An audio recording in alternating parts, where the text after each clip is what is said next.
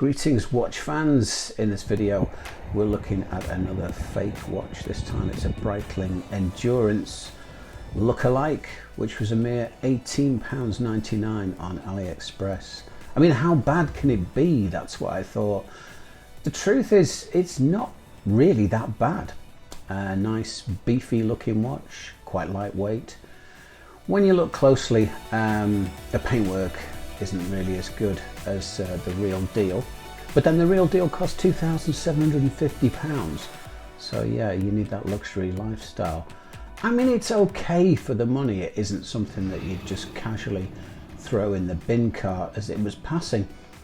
It tells the time absolutely fine. Yes, some of the details, the strap feels a little bit sort of sticky back plastic. The buckle isn't marked, but it feels okay on the wrist. You get a slight splash of lume on the hands, but when you get to the case back, you can see the difference. The real Breitling has a totally different screw down case back. There's an Iron Man edition as well, I think, which has Iron Man on it, but this one has got the humble pop off case back. So let's get in the workshop, get the tools and prise it open, which, by the way, it took about 20 minutes of struggling to do so, but that's often the way with machine closed cheap watches. Inside, our old friend the Sun-On chronograph quartz movement, the same as in the fake moon swatch, which I covered in a previous video.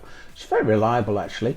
If you're changing the battery, look after that little insert, that plastic insert, because the chrono push on the plastic and then push on the movement to make the stopwatch start, stop, and then return. And it almost returns to dead on 12 o'clock, which, yeah, for 19 quid, is quite impressive.